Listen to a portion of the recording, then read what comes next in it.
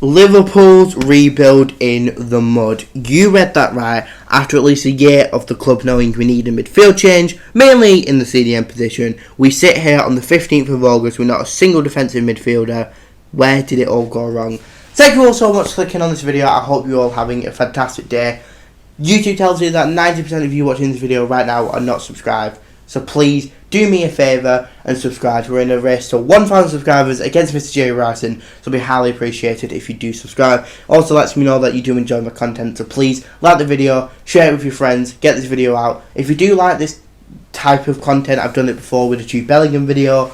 If you do like it, please comment down below what other sort of videos like this I should do.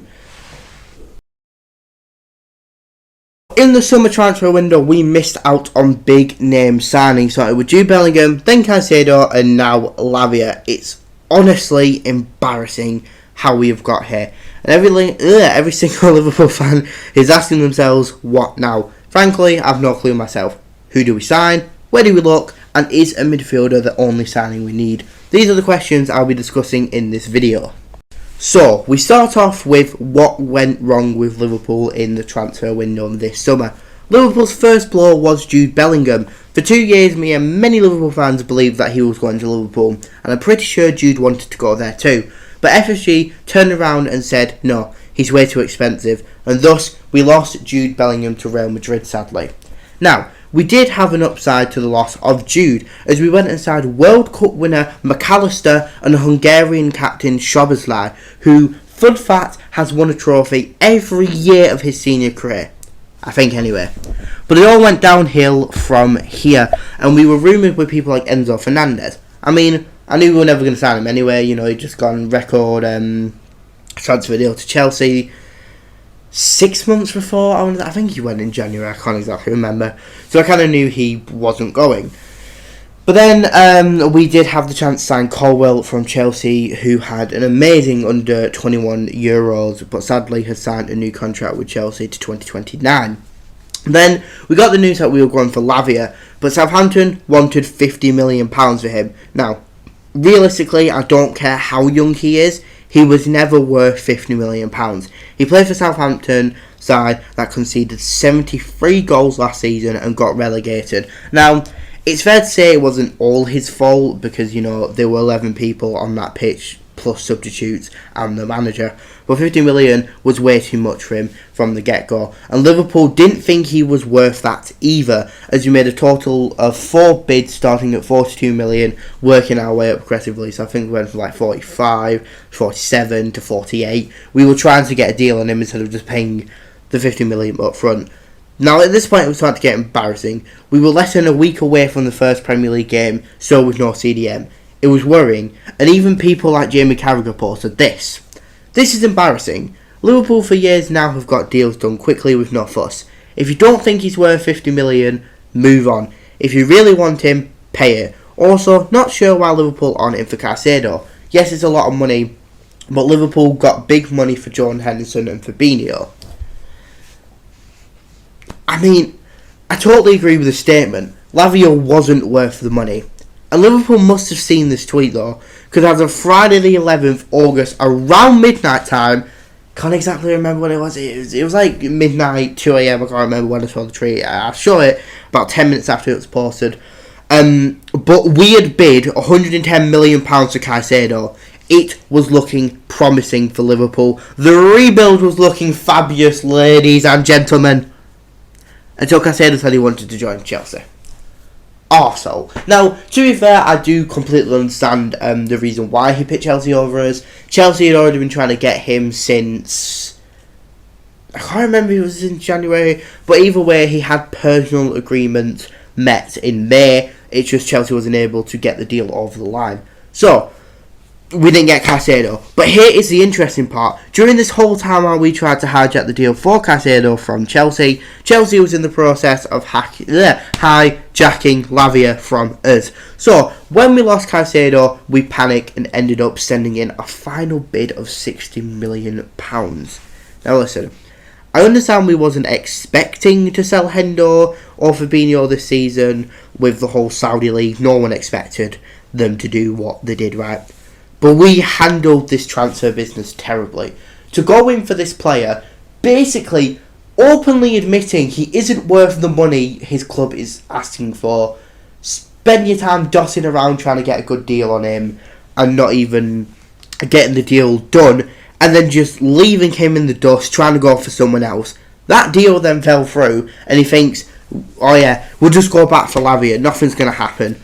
But we took too long, because yesterday, on the 14th of August, Lavia had had enough of waiting and made the decision to go to Chelsea.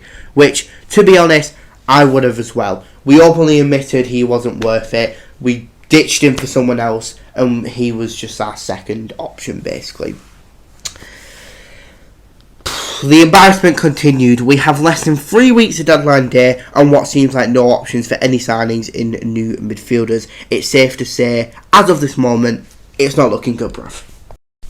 So let's move on to questions I said that we would answer at the start of the video. So, first question is, who do we sign? Well, for starters, just one midfielder isn't enough. I believe we will also need a new right back. Now, as much as I love Trent, it isn't the right position for him.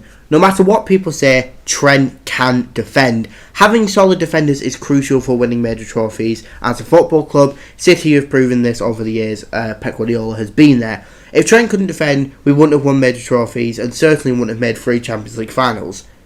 Only winning 1, that's not the point. While Trent have contributed to our success with his skills, it's important to acknowledge his limitations. He can sometimes appear lazy and struggle to track back quickly. This was obvious in the game v City where we lost 4-1. Considering this, investing in a new right back could help strengthen our defence and allow Trent to excel in a position where he feels more comfortable.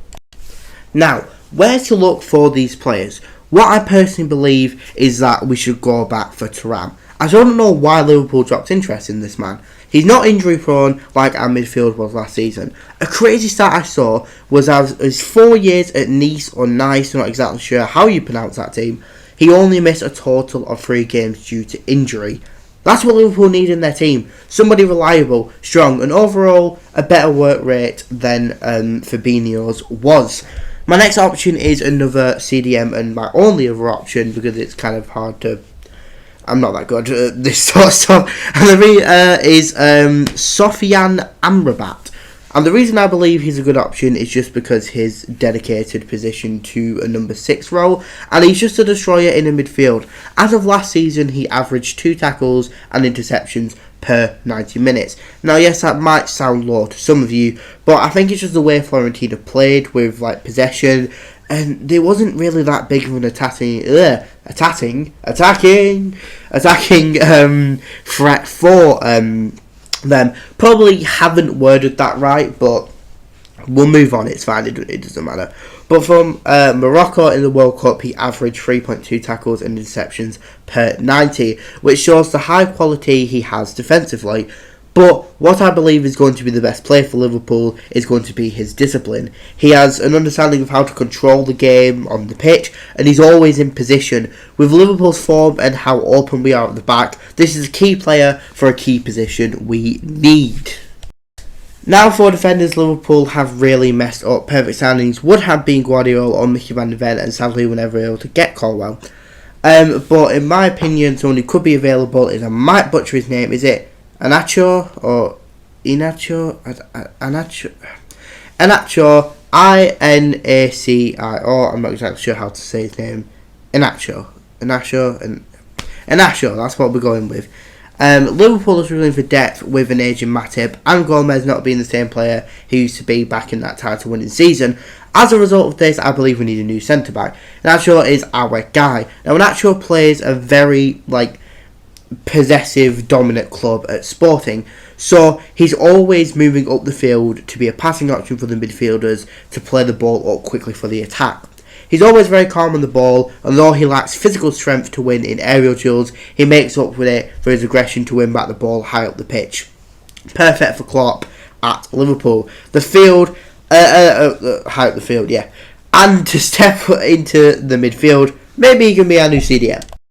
Now for right backs. I'm going to be honest, I struggled for this one, but I do have one that will probably never happen, and that is Cancelo. And the reason I've gone with Cancelo is because he's not wanted at City. Last season, he had a falling out with Pep and got sent to Bayern on loan. Now Bayern didn't sign him permanently, meaning he's still at City. Now last season Arsenal bought 2 City players and almost won the league.